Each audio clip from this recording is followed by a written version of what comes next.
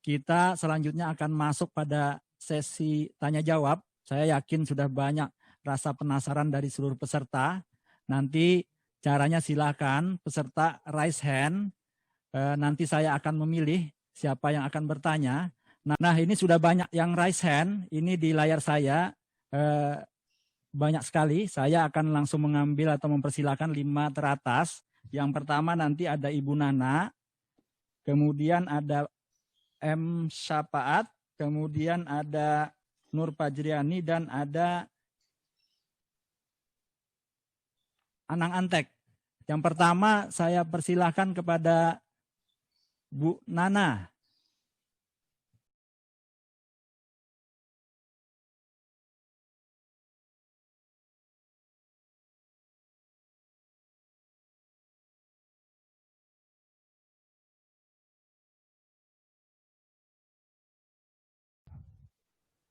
Halo. Silakan, sudah terdengar suaranya. Ya, terima kasih Kak Muhli selaku moderator. Dari awal mengikuti materi ini sangat menarik,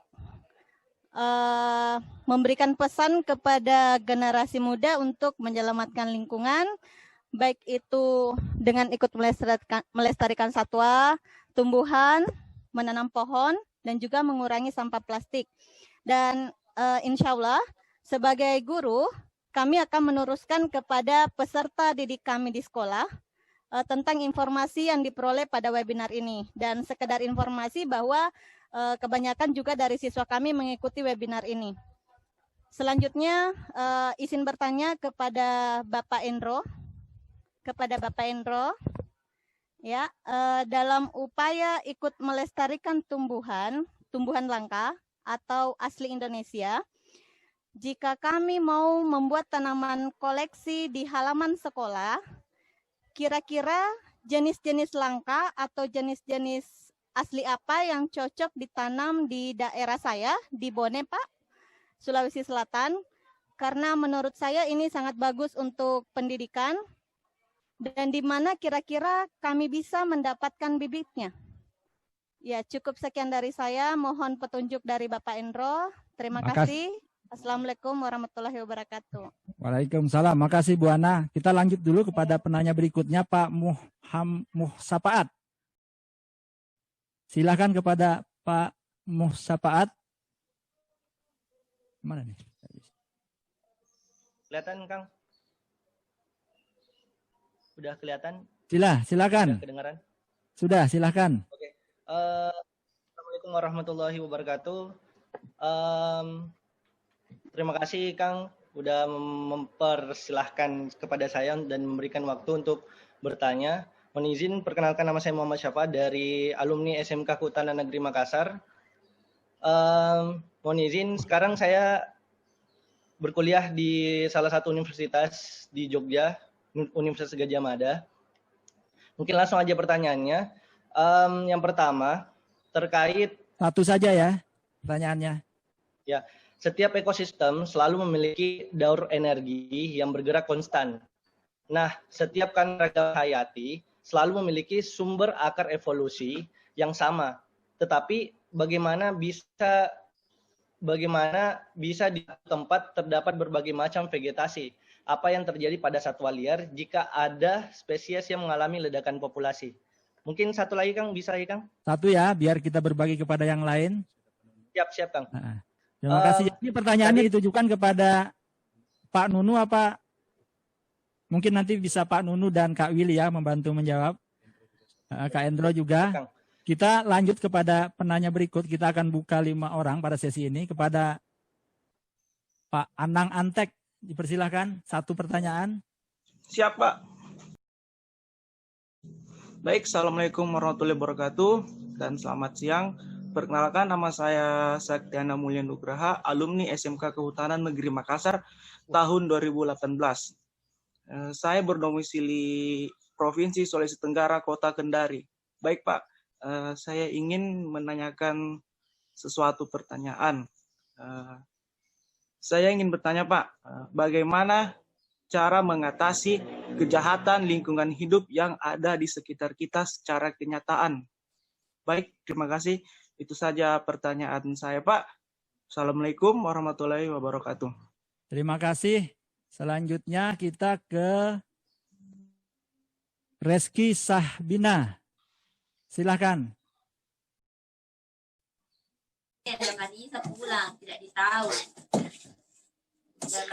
Terima kasih atas kesempatan yang diberikan. Perkenalkan, nama saya Reski Sahbina, kelas 12 Teknik Rehabilitasi Reklamasi Hutan SMK Kehutanan Negeri Makassar. Yang ingin saya tanyakan yaitu mohon izin kepada Kak Eko Sutrisno.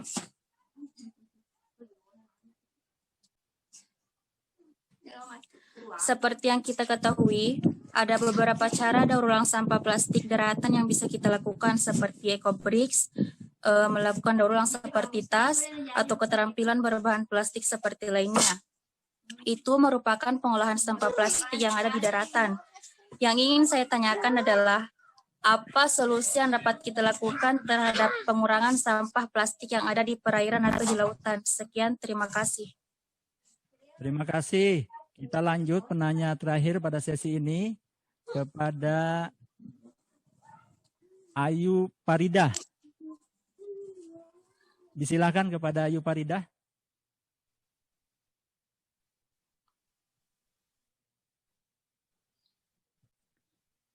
Ayu Paridah, silakan.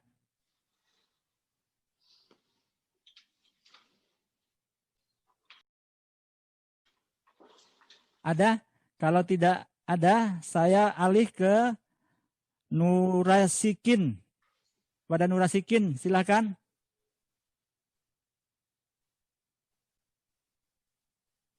Assalamualaikum warahmatullahi wabarakatuh. Warahmatullahi wabarakatuh. Perkenalkan, nama saya Nurasikin. Asal saya kelas 10, asal sekolah SMA Negeri 15 Bone. Adapun pertanyaan saya yaitu, apa yang menyebabkan pelestarian keanekaragaman hayati di Indonesia harus dilakukan sekarang juga? Terima kasih. Wassalamualaikum warahmatullahi wabarakatuh. Terima kasih. Sudah ada 5 penanya tadi memberikan pertanyaan kepada beberapa narasumber kita. Ini mungkin berkaitan dengan Pak Nunu, Kak Endro, Kak Wiri, dan Kak Eko. Kami mungkin mohon kesempatan ini, kesempatan pertama kepada Pak Nunu, barangkali bisa memberikan penjelasan kepada adik-adik kita. Pak Nunu, apakah masih bergabung bersama kita? Masih, Mas. Mohon perkenan Pak Nunu. Ya. Detailnya nanti para pembicara lainnya. Siap, Pak. Yang pertama, ketika mau mengkoleksi jenis tumbuhan itu memang harus dilihat dulu, kan ada teori tentang distribusi tadi seperti Pak Hendro sama Mas Billy sampaikan. Ada distribusi atau sebaran jenis-jenis pada wilayahnya.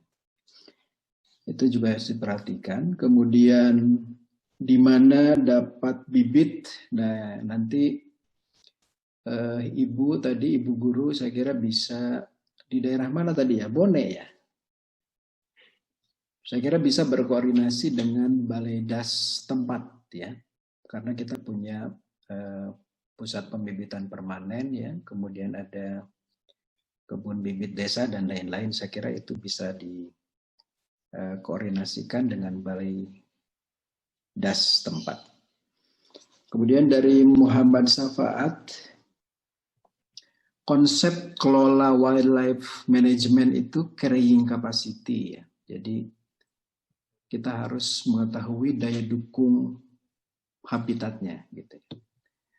Dalam konteks gabungan habitat kan itulah ekosistemnya.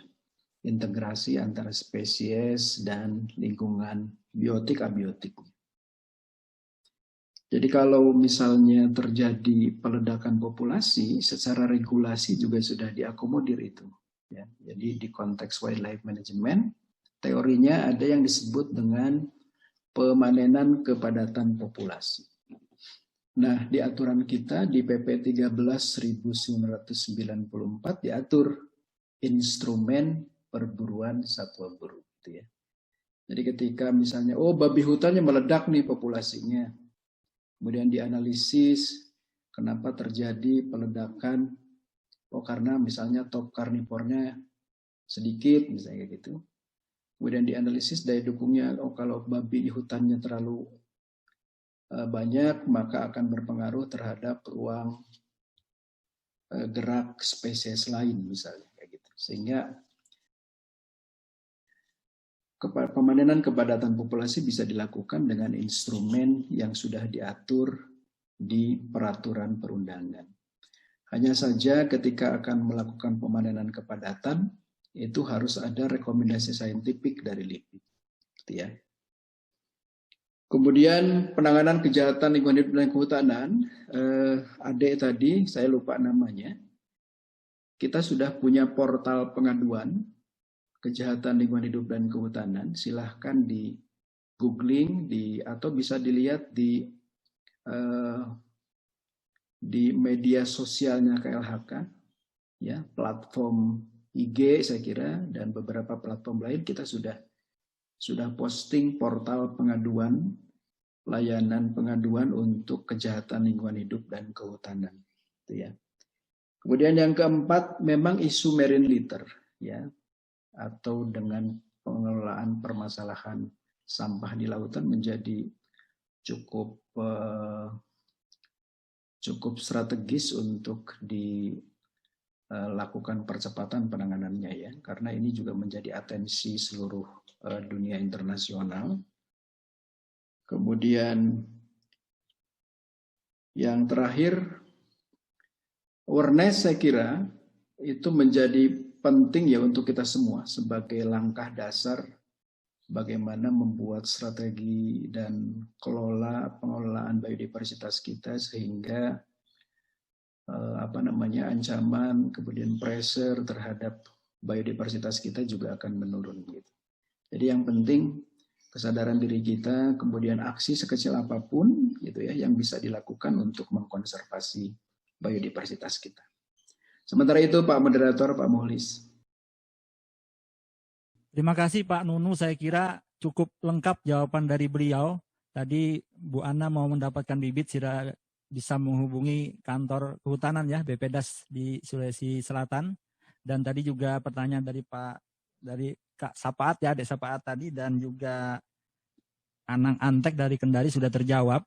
Nanti mungkin Kak Endro bisa hanya melengkapi tadi pertanyaan Bu Ana tentang jenis-jenis yang cocok, dan kemudian nanti Kak Eko tentang pertanyaan terkait sampah plastik ya. Kak Endro mungkin silahkan menambahkan jenis-jenis yang cocok. Iya, terima kasih Pak Moderator. Kalau Bone itu Sulawesi Selatan ya? Sulawesi Selatan? Iya, Sulawesi Selatan itu tumbuhan identitas daerahnya itu lontar. Ya, lontar atau kalau nama latinnya itu Borassus flabellifer. Nah, lontar ini kalau di lokalan namanya buah siwalan. Sebetulnya ini bagus banget karena daunnya itu pohon ini sejenis palem, jadi bagus untuk tanaman hias, dan buahnya air buah siwalan itu sangat enak gitu ya. Nah, buah siwalan merupakan identitas daerah Sulawesi Selatan, tetapi banyak juga jenis-jenis di Sulawesi yang juga perlu menjadi perhatian. Contohnya ebony yang Diospyros celebica, itu mungkin Ibu bisa menghubungi narasumber kita tadi, Kakak Ahmad Bone, ya, untuk mendapatkan itu, karena Kakak Ahmad Bone ini juga pernah menanam ya jenis-jenis langka di Taman Nasional Bantimurung Bulu Saraung ya, jenis-jenis ebony ini. Jadi saya pikir itu. Nah, Ibu juga nanti bisa kontak panitia supaya saya bisa kirim ada buku 100 jenis pohon yang untuk dikonservasi. Jadi bisa dipilih apakah itu nanti ada di daerah Sulawesi Selatan. Nah, itu bisa bisa dilestarikan seperti itu. Saya pikir itu saja. Makasih Kak Endro. Luar biasa sekali ada Semua niatan penanya untuk menyelamatkan jenis-jenis tumbuhan. Kemudian pertanyaan yang terakhir tadi saya pengen menjawab itu. Kenapa pelestarian kehati harus dilakukan sekarang juga? Karena semakin hari semakin luas hutan kita semakin sedikit. Apalagi kita juga terkendala dengan masalah global warming yang tentunya ini akan menjadi masalah besar untuk keanekaragaman hayati, karena pengaruh efek dari global warming sangat besar bagi keanekaragaman hayati. Oleh karenanya kalau tidak dari sekarang ya kemungkinan kita nanti akan kehabisan waktu. Makanya generasi muda sekarang mari sama-sama belajar mengenal dan menyelamatkan tumbuhan dan satwa Indonesia. Terima kasih. Makasih Kak Endro. Kita langsung ke Kak Eko saja. Silakan Kak Eko bisa memberikan penjelasan beberapa pertanyaan tadi. Baik, terima kasih Bapak Moderator. To the point saja. Jadi di sini untuk pengelolaan sampah di lautan sebenarnya kita tidak bisa memisahkan, istilahnya tidak bisa parsial antara daratan dan lautan. Nah, karena memang secara ekosistem ini adalah satu kesatuan dalam sebuah tata kelola atmosfer. Nah, jadi secara internasional ini melalui Majelis Lingkungan Hidup PBB ini juga menggerakkan negara-negara maju, negara-negara dengan perindustriannya yang banyak, itu bagaimana mendorong mereka untuk menggunakan plastik ramah lingkungan yang notabene sekarang sudah banyak inovasi terkait dengan monomer plastilizer yang berbasis material dari alam. Jadi itu bisa terurai dengan cepat. Nah, itu untuk dari sisi hulunya dalam skop internasional. Nah, bagaimana untuk di Indonesia? Indonesia sendiri melalui Kementerian Lingkungan Hidup dan Kehutanan ini sedang mengonsep peraturan perundangan yang namun sudah dilakukan peraturan Menteri LHK. Di sini dicanangkan terkait rencana aksi nasional. Yang pertama itu Gerakan Nasional Peduli Sampah di Laut. Yang kemudian itu adalah pengendalian sampah di dasnya, jadi ini bagian hulu, supaya tidak mengotori di bagian hilir. Yang ketiga itu adalah pengelolaan sampah, bagaimana masyarakat itu dimulai mengelola sampah dari skala rumah tangga, kemudian dari UKM-nya, nanti sampai ke industri. Dan keempat itu ada diversifikasi skema pendanaan, jadi seperti REDD, terkait kita mengelola hutan, itu ada kompensasi terhadap apa yang kita lakukan dalam upaya penyelamatan lingkungan. Dan terakhir melalui Permen LHK juga itu adalah dengan memacu inovasi, ya ini ada peran Badan Litbang dan Inovasi dan kemudian nanti ke depannya ada BRIN, Badan Riset dan Inovasi Nasional, ini mengembangkan bagaimana terkait material baru untuk mengganti plastik. Yang kedua bagaimana pendaur ulang sampah plastik yang ada saat ini. Jadi dalam internasional ada dan juga nasional ini sudah ada. Nah, itu regulasinya. Terima kasih moderator. Terima kasih Kak Eko, saya kira cukup lengkap penjelasannya dan sudah menjawab seluruh pertanyaan dari 5 penanya tadi. Saya perlu informasikan semua atau 5 penanya tadi nanti akan dihubungi panitia, semua akan mendapatkan hadiah dari panitia. Selamat ya kepada 5 orang penanya. Kita akan masuk kepada sesi pertanyaan berikutnya. Tapi kita selingi dulu untuk merandom door prize. Ini silakan sudah disiapkan. Kak Agun sudah bisa ditampilkan untuk random door prize kita kepada para peserta. Silakan kita random. Tampilkan. Iya, dari Excel saja. Jadi berdasarkan absen ataupun pendaftaran, nanti random setelah diklik, kita 2 kali klik ya, nanti 10 nama teratas, langsung mohon nanti panitia dipoto, itu akan kita hubungi untuk peserta yang mendapatkan. Silakan Kak Agun untuk klik random yang pertama. Iya, ini saya yang pertama.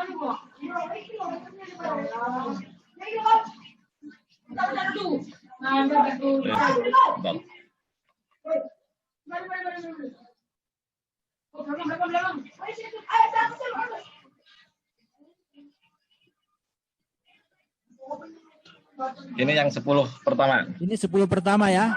Mohon panitia langsung dipoto atau dicatat.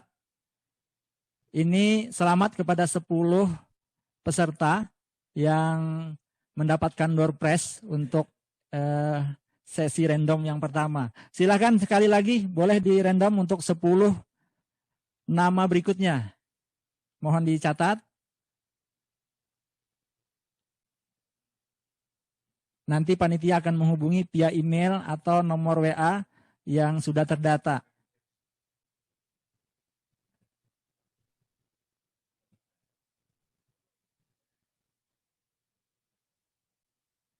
Gimana? Ini 10.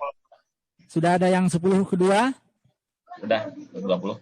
Baik, terima kasih, selamat kepada nama-nama yang muncul pada random yang kedua ini. Jadi kita sudah punya 20 nama yang memperoleh door prize dari panitia. Nanti akan dihubungi oleh panitia.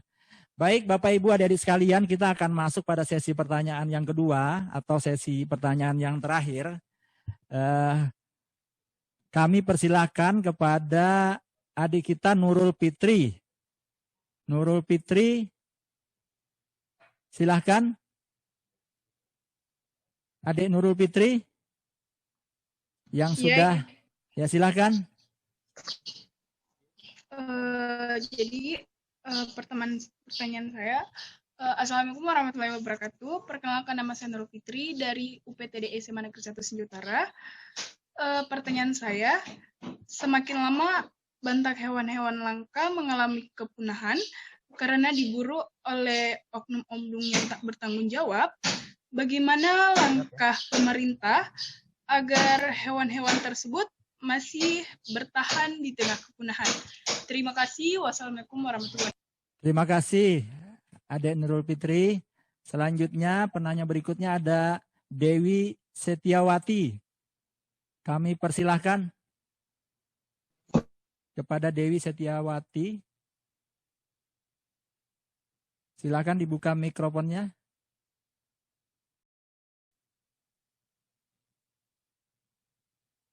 Halo, silakan Dewi Setiawati. Kalau tidak ada, kita beralih kepada Agri Kholifatun Fitriani. Silakan. Baik. Oh ya. Silakan. Mbak. Terima kasih atas kesempatannya. Assalamualaikum warahmatullahi wabarakatuh. Saya Agri Kholifatun Fitriani, siswi SM Kehutanan Negeri Kadipaten, jurusan Teknik Produksi Hasil Hutan. Di sini saya izin bertanya, perubahan iklim yang itu mempengaruhi lingkungan, seperti contohnya kegiatan penanaman, dan bagaimana cara menanggulangi. Sekian, terima kasih.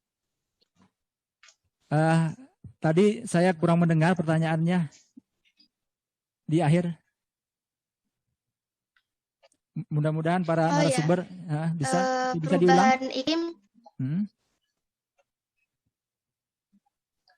Ya, Pak. Jadi perubahan iklim yang cukup ekstrim mempengaruhi lingkungan. Salah satunya ada kegiatan penanaman pohon, Pak. Nah, bagaimana cara menanggulangi hal tersebut? Sekian, terima kasih. Baik, terima kasih. Kita lanjut kepada penanya berikutnya, kepada Sola Gratia Sihaloho. Kami persilahkan kepada Sola Gratia Sihaloho. Ya, terima kasih Pak. Perkenalkan, nama saya Sola Gratia. Saya dari Kabupaten Ketapang, Kalimantan Barat. Pertanyaan saya untuk Pak Hendro. Nah, sesuai dengan tema hari ini kan, generasi muda berwawasan lingkungan. Saya minta saran kepada Pak Hendro, bagaimana cara menggait anak muda, generasi muda, untuk dapat mencintai, untuk dapat peduli sama keanekaragaman hayati, yang kita tahu saat ini semakin lama, semakin berkurang dan hampir punah. Terima kasih. Terima kasih. Selanjutnya, Haning Pertiwi. Kami persilakan kepada Haning Pertiwi. Haning Pertiwi ada? Ya, ada Pak. Selamat siang. Silahkan.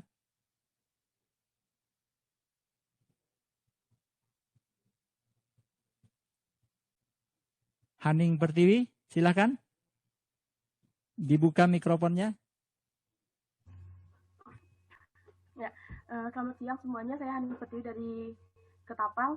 Saya ingin bertanya kepada Pak Nunu, bagaimana tanggapan Pak Nunu tentang yang sekarang sering saya lihat bahwa ada beberapa komunitas yang kadang mereka membawa beberapa satwa liar pada suatu event tertentu yang sebenarnya kita tahu bahwa satwa liar itu sebaiknya memang ada di alam liar, bukan dipelihara seperti itu. Tapi saya sering lihat ada komunitas yang kadang mereka di event tertentu bawa ular atau iguana seperti itu. Saya cuma minta tanggapan dari Pak Nunu bagaimana. Terima kasih. Aning, selanjutnya yang terakhir kita kepada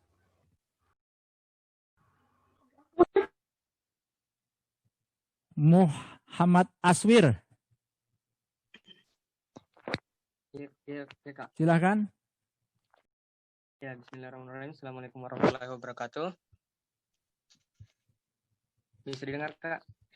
Jadi pertanyaan saya yaitu berkaitan dengan hutan Kinipan.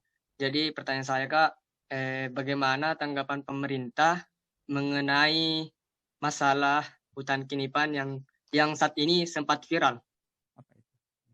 Ya, mungkin cukup sekian. Wabillahi taufiq wal hidayah. Assalamualaikum warahmatullahi wabarakatuh. Terima kasih. Saya kira ada 5 penanya yang sudah menyampaikan pertanyaannya. Ini mungkin kami minta Kak Endro dulu. Nanti perkenan Pak Nunu di akhir bisa merespon semuanya. Mungkin Kak Endro dulu bisa memberikan jawaban. Terima kasih.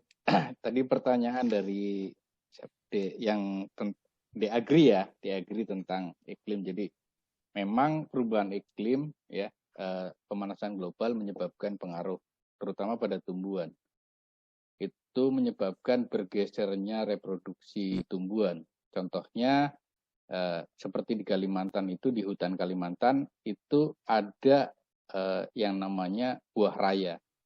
Nah, suhu menurut data yang saya kumpulkan sendiri di stasiun riset di Gunung Palung menyatakan bahwa dalam 10 tahun terakhir ada kenaikan suhu 2 derajat di sekitar kami, dan terjadi perubahan pembungaan pada pohon-pohon sehingga itu tentunya akan berpengaruh pada kelangsungan mereka seperti itu. Nah, oleh karenanya untuk adik-adik semua, untuk supaya kita tidak menambah parah perubahan iklim, mari yang pertama hemat listrik ya. Kemudian hemat listrik melalui pengurangan penggunaan AC dan lain sebagainya. Yang kedua, kurangi memakai kendaraan bermotor jika tidak terlalu penting, benar seperti itu. Dan yang ketiga, kita harus sering menanam pohon. Itu mungkin 3 hal. Kemudian tadi ada pertanyaan yang bagaimana dari Sola ya, bagaimana kita menggait generasi muda. Sebenarnya salah satu langkah untuk menggait generasi muda adalah mengajak mereka field trip, melihat hutan, melihat potensinya, mengenali tumbuhannya di hutan. Karena dengan itu maka mereka akan punya pengalaman sendiri ya, bisa melihat sendiri. Apalagi melihat apabila ada hutan rusak dan lain sebagainya, mereka akan dengan sendirinya berpikir ya, apalagi ada efek dan lain sebagainya. Saya pikir kalau kita jalan-jalan ke hutan, di Ketapang ada Taman Nasional Gunung Palung, di sana kita bisa jalan-jalan ke sana, kita bisa lihat orang hutan, bisa lihat apa, dan kita bisa lihat di tempat lain di sebelah Taman Nasional yang rusak, yang kira-kira kita bisa lihat, oh bedanya apa. Kita bisa merasakan sendiri ya, apa beda ketika ada hutan dan tidak ada hutan, seperti itu. Mungkin itu saja dari saya, dari 2 penanya, kakak moderator. Terima kasih. Terima kasih Kak Endro atas penjelasannya. Selanjutnya Kak Willy, silahkan memberikan tanggapannya. Baik, terima kasih kakak moderator. untuk pertanyaan tentang upaya perlindungan satwa oleh pemerintah. Yang kita mereview kembali penyampaian dari baik oleh Pak Kepala Biro Humas maupun apa yang kami sampaikan tadi, bahwa pada prinsipnya satwa dilindungi itu apabila telah memenuhi 3 kriteria. Populasinya kecil, kemudian penurunan populasi yang tajam di alam, kemudian daerah sebarannya itu terbatas atau kita kenal dengan endemik. Nah, pemerintah sendiri telah memiliki upaya yang lebih dari cukup untuk melindungi satwa-satwa yang ada di Indonesia. Yang pertama dengan menerbitkan aturan yang terbaru adalah Permenhub 106 tahun 2018 tentang jenis tumbuhan dan satwa yang dilindungi beserta ketentuan-ketentuan pelaksanaannya. Kemudian tadi juga jika kita sama-sama menyimak upaya-upaya konservasi yang dipaparkan oleh Bapak Kepala Biro Humas, bahwa upaya-upaya konservasi baik in situ maupun ex situ, konservasi in situ seperti upaya penyelamatan satwa yang dilakukan di kawasan-kawasan konservasi baik di kawasan Balai KSDA maupun kawasan Taman Nasional, itu telah dilakukan oleh pemerintah bersama para mitra. Kemudian juga kegiatan repatriasi satwa, itu pemulangan satwa, ini juga kami bersyukur bahwa kami sempat terlibat langsung dalam proses pemulangan 91 jenis satwa Indonesia yang diselundupkan dari Filipina. Kemudian atas upaya yang luar biasa dari pemerintah Indonesia melalui Kementerian LHK, kita berhasil memulangkan 91 jenis satwa asli Indonesia pada 2 bulan lalu kembali ke Indonesia melalui Pelabuhan Bitung. Kemudian juga upaya in situ lainnya yakni rilis atau pelepas liaran satwa yang telah kita kembalikan sifat liarnya untuk kemudian kita kembalikan ke alam. Nah, konservasi ex situ pun telah banyak kita lakukan melalui lembaga-lembaga konservasi, baik lembaga konservasi umum maupun khusus, serta penangkaran yang bertujuan untuk perbanyakan populasi dan juga untuk kepentingan pemanfaatan secara legal. Mungkin itu penyampaian dari kami, Kak Moderator. Terima kasih. Terima kasih tambahan informasi dari Kak Willy. Sesi ini tadi, pertanyaan kedua tadi tidak ada pertanyaan untuk Kak Eko dan Kak Ahmad. Nah, untuk itu kita mohon perkenan Pak Nunu bisa memberikan tanggapan dari beberapa pertanyaan tadi, Pak. Kami mohon perkenan Pak Nunu. Silakan Pak Nunu.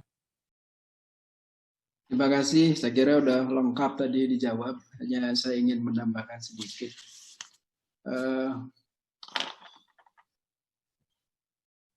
Upaya-upaya pemerintah saya kira kita punya komitmen dan concern yang sangat kuat untuk terus melakukan upaya konservasi dalam pelestarian tumbuhan dan satwa liar, gitu ya. Hanya memang konservasi efektif ketika tidak hanya dilakukan oleh pemerintah, gitu ya. Harus juga didukung oleh stakeholders lain. Upayanya sudah sangat banyak. Karena berbagai keterbatasan, maka kita melakukan upaya-upaya atau kegiatan-kegiatan dan program prioritasnya. Misalnya di era 2014 hingga 2019, concern terhadap tumbuhan dan satwa liar itu kita ingin meningkatkan populasi spesies target, kalau tidak salah 25 spesies target yang ingin ditingkatkan.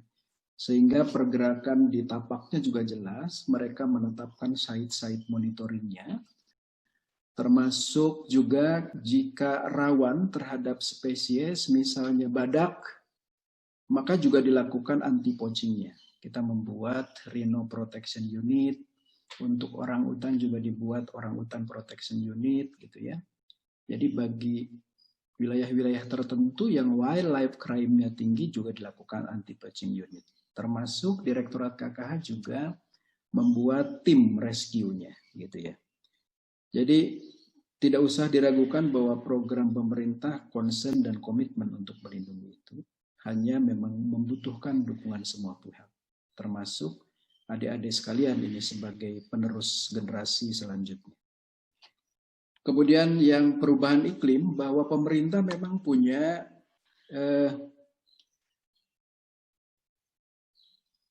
concern melalui dua skema ya, yaitu adaptasi perubahan iklim.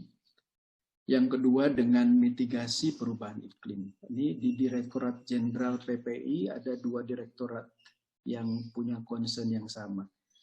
Yang pertama di konteks mitigasi itu dalam hal sederhananya adalah mengatasi penyebab, gitu ya. Nah, kemudian adaptasi itu konteks sederhananya adalah mengatasi akibat. Jadi bagaimana kita bisa beradaptasi dengan perubahan-perubahan iklim ya. Adik-adik sekalian harus bisa dibedakan cuaca dan iklim. Kalau cuaca itu sesaat gitu ya, kalau iklim itu kumulasi dari berbagai proses waktu, ada proses waktunya. Oleh karena itu kita punya program, adik-adik sekalian, kalau ditanya bagaimana ini kok ada sebuah kerentanan gitu ya. Jadi pemerintah dalam hal ini Ditjen Pengendalian Perubahan Iklim KLHK punya program dengan mekanisme tadi adaptasi dan mitigasi, punya program Kampung Iklim atau Proklim gitu ya. Itu salah satu parameternya yang diukur adalah kerentanan desa. Jadi sampai tahun ini kita punya hampir 2.775 ya. Desa Proklim atau Kampung Iklim. Kita punya target di 2020 hingga 2024 itu ada sekitar 20.000 ya. 20.000 kampung atau desa Proklim. Itu strukturnya tidak hanya desa tapi bisa sampai RW gitu ya. Jadi salah satu parameter yang diukur adalah tingkat kerentanannya gitu. Kemudian terhadap pecinta komunitas satwa, memang seperti yang tadi saya sampaikan, bentuk pemanfaatan spesies itu yang diatur di PP 8 kan ada 11. Mulai penangkaran, gitu ya, lembaga konservasi, ada juga pemeliharaan. Hanya di PP 8, Bapak Ibu dan hadirin terhormat, memang masih terputus. Di situ masih pemeliharaan itu bagi jenis-jenis tidak dilindungi. Dan kita belum punya memang aturan rincinya mengenai pemeliharaan jenis. Tetapi berdasarkan ketentuan dan peraturan perundangan PP 8, jadi kita boleh juga memelihara jenis dilindungi, tetapi harus bersumber dari hasil penangkaran yang sah, yang punya izin. Gitu ya, sehingga disebut ada konteks peragaan. Misalnya Pak Muhlis ingin memelihara arwana, boleh nggak? Boleh. Beli dari penangkar yang sah, kemudian ada sertifikatnya, ada chipnya, ditaruh di akuarium di rumah, tempel sertifikatnya. Itulah konteks peragaan sederhana. Gitu ya. Nah kalau misalnya komunitas itu, memang sekarang lagi marak ya, ada komunitas kakatua, komunitas berang-berang gitu ya, banyak mereka memang punya komunitas masing-masing. Kita terus dampingi gitu ya. Seperti halnya saya terjadi dulu di Sumatera Selatan, kita dampingi, diberikan pemahaman bahwa jenisnya ini dilindungi, ketika harus memanfaatkan jenis ini aturan harus begini dan lain-lain. Memang pemerintah harus dampingi mereka karena kebanyakan mereka juga tidak paham gitu ya. Paling tidak diproses sesuai dengan ketentuan peraturan perundangan yang berlaku. Mereka harus didampingi gitu ya. Karena misalnya kakatua ada juga penangkar-penangkar yang sudah berhasil. Beli saja misalnya dari sana ada cincinnya. Mereka akan memperagakan di mana, ikutin ketentuan peragaan. Semua saya kira mekanisme dan prosedur ketentuannya sudah ada gitu ya. Hutan Kinipan ini memang ada 2 minggu yang lalu ya, Pak Ketua Umum juga ikut hadir waktu itu mendampingi Pak Wamen. Dan saya terima langsung juga Pak tokoh adatnya. Jadi ini sudah berproses ya, Pak Wamen dan Wakil Komisi 4 DPR sudah sampai ke sana, dilakukan fasilitasi pertemuan berbagai pihak termasuk pemerintah daerah. Saya kira dalam waktu dekat ada solusi yang baik untuk kebaikan masyarakat Desa Kinipan dan berbagai stakeholders yang terkait. Itu aja mungkin Pak Mulis, terima kasih. Terima kasih banyak Pak Nunu, sungguh penjelasan yang luar biasa lengkap dan ini pasti menambah wawasan keilmuan bagi kita semua. Bapak Ibu adik-adik sekalian, saya kira ini waktu juga yang membatasi kita. Walaupun saya lihat masih banyak yang ingin bertanya, tapi kami mohon maaf karena di waktu di Manado sudah menunjukkan pukul 1:30 siang, jadi memang harus segera kita akhiri. Tapi sebelum saya kembalikan kepada host, kita coba bagi lagi door prize. Setelah kita bagi door prize, nanti akan kita kembalikan ke host dan kita masuk pada sesi terakhir penutupan. Tadi Pak Nunu mohon perkenannya ada permintaan dari Ketua Umum Bapak Karo Humas bisa menutup acara kita ini nanti di akhir. Siap. Terima kasih Pak Nunu. Baik, De Agun, kita bagi door prize lagi untuk 10 orang ketiga. Silakan di random. Oke, 10 pertama ya? Ya, 10 pertama, silakan.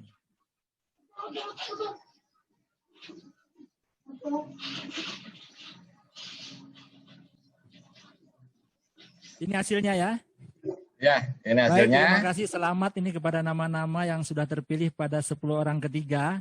Dan selanjutnya kita random lagi untuk 10 orang keempat.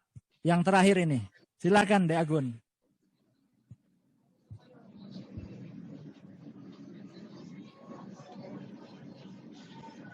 Ini 10 keempat. Baik, terima kasih. Mohon disimpan catatannya, nanti kita hubungi setelah selesai acara ini. Selamat kepada nama-nama yang sudah terpilih untuk mendapatkan door prize. Perlu saya informasikan, selain kita memberikan random atau acak di peserta yang hadir maupun yang sudah mendaftar, ada 40 orang. Dan kita juga memberikan apresiasi kepada pengirim video pesan lingkungan. Kita panitia menseleksi ada 40 orang, selain dari 5 video terbaik dan 1 video favorit. Nanti akan kita hubungi kepada pengirimnya. Ini semua akan kita berikan hadiah. Jadi setelah acara ini nanti kita akan menghubunginya. Baik, Bapak Ibu adik-adik sekalian, saya kira tuntas sudah sesi presentasi dan diskusi. Saya tidak ingin menyimpulkan apa-apa, kita sama-sama mengikuti. Saya kira apa yang disampaikan narasumber dan merespon pertanyaan-pertanyaan para peserta tadi ini sesuatu tambahan wawasan keilmuan terkait dengan lingkungan hidup dan kehutanan yang sangat berharga dan khusus buat generasi muda. Mudah-mudahan apa yang kita harapkan dari acara hari ini bisa membekas dan bisa diingat oleh adik-adik sekalian sehingga menjadi bekal pengetahuan sampai dewasa, sampai nanti adik-adik menjadi pemimpin-pemimpin bangsa ini. Saya kira itu saja akhir dari sesi ini. Saya selaku moderator mohon maaf jika selama memandu acara ini banyak hal-hal yang kurang berkenan, terutama tadi di tengah-tengah acara ada gangguan listrik padam. Ini tentu sangat mengganggu, tapi ini tidak mengurangi makna dari acara kita hari ini. Terima kasih sekali lagi saya ucapkan. Saya akhiri. Assalamualaikum warahmatullahi wabarakatuh. Selamat siang. Selanjutnya saya kembalikan kepada Kakak Lucy. Terima kasih Kakak Moderator. Terima kasih kami ucapkan kepada seluruh peserta yang telah mengikuti acara webinar kita sampai pada akhir acara dan telah ikut aktif dalam diskusi menarik ini. Semoga acara ini bermanfaat bagi kita semua, terutama dapat menciptakan generasi muda yang peduli terhadap lingkungan dan menjadi generasi muda berperan sebagai pelopor penyelamat lingkungan. Kemudian untuk mengakhiri acara webinar kita kali ini, kami mohon persediaan Bapak Nunu Anugrah SHUT MSc selaku Kepala Biro Humas Kementerian Lingkungan Hidup dan Kehutanan untuk menutup acara webinar kita hari ini. Kami persilahkan Bapak. Terima kasih Mbak Lucy, izin untuk semua karena diminta saya harus iakan. Saya secara pribadi dan atas nama pemerintah tentu mengucapkan apresiasi yang setinggi-tingginya kepada IKSKMA. Yang kedua kepada narasumber, ada Mas Eko, Mas Willy, Mas Ahmad, sama Mas Hendro. Saya kira ini calon-calon pengawal konservasi lingkungan hidup dan kehutanan ke depan. Terima kasih juga saya sampaikan kepada seluruh peserta, adik-adik ataupun dari unsur stakeholders lain yang telah hadir memenuhi undangannya IKSKMA dan berperan aktif serta dalam webinar nasional ini. Mudah-mudahan kita semua bisa berbagi, ya, mendapatkan manfaat dari webinar ini, kemudian bisa menciptakan generasi muda berwawasan lingkungan ke depan. Sharing ini saya kira tidak boleh berakhir, berbagi itu tidak boleh berakhir, sehingga kita bisa menuai hasil untuk lingkungan hidup dan kehutanan ke depan yang lebih baik, gitu ya. Karena memang kita harus mewariskan sesuatu yang lebih baik pada generasi mendatang. Itu saja saya kira, terima kasih, mudah-mudahan bermanfaat. Salam sehat selalu untuk Bapak Ibu hadirin adik-adik sekalian. Dengan ucapan alhamdulillahirrahmanirrahim, saya tutup webinar nasional ini. Assalamualaikum warahmatullahi wabarakatuh. Waalaikumsalam warahmatullahi wabarakatuh. Terima kasih, terima kasih banyak Pak Karol. Baiklah Bapak, Ibu, dan seluruh peserta, dengan demikian berakhirlah acara webinar kita hari ini. Izinkan saya menyampaikan beberapa pantun. Membeli sagu ke Manokwari, dibawa dengan beberapa kenari. Webinar kali ini kita akhiri, semoga bertemu kembali di lain hari. Keren pantunnya. Dari Pekanbaru sampai ke ujung pandang, lewat Kadipaten, kemudian Samarinda. Sampailah kita ke ujung kegiatan, kami berharap kita semua sehat selalu dan bahagia. Terima kasih. Terima kasih, keren Kakak Lucy. Luar biasa.